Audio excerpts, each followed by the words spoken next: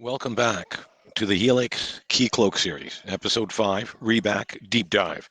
Last episode, we toured the admin console and saw all 6 realms. Today, we go inside the POS, point of sale realm, and look at how role-based access control actually works. Here are the 5 custom rules we built for the point of sale system. Each role has an emoji icon and a clear description of what it does.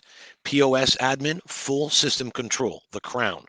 POS auditor, read-only access for compliance, and the point of sale cashier. Frontline can process transactions, but limited to 10% discounts.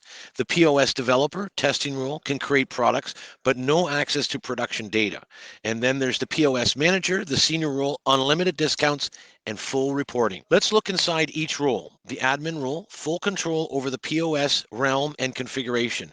Notice the tabs, details, attributes, users in role. The cashier role, key detail, limited to 10% discount threshold. This is how you prevent staff from giving away the house. The manager role, unlimited discounts and reporting. When a customer needs more than 10% off, the manager steps in. Now, click users in role to see who has cashier access. This is the other side of the coin. Role to users mapping. Pam is a frontline cashier, one role, point of sale cashier. She can ring up sales and process checkouts. That's it. Principle of least privilege in action. Ralph has 2 roles, cashier and manager. He works the register, but also approves discounts and runs reports.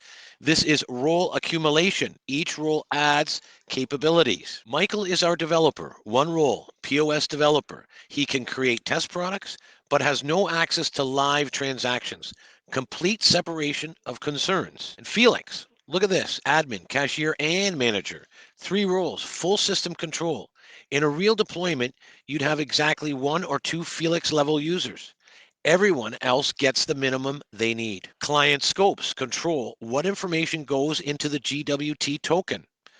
10 scopes here, email, profile, roles, web origins. When a user logs in, these scopes determine what claims appear in their access token. 7 built-in authentication flows. Browser flow for interactive logins. Direct grant for API authentication. Docker auth for container registries. First broker login for federated identity. The Realm settings page. This is mission control. Realm ID kc-pos-realm-dev. Front-end URL points to our Keycloak instance. SSL required for external requests. OpenID and SAML endpoints at the bottom. Back to where we started. 5 roles, clean RBAC, production ready. This is what separates a real platform from a toy project. Next episode, we'll look at the client architecture, how the 3 POS clients connect to Keycloak.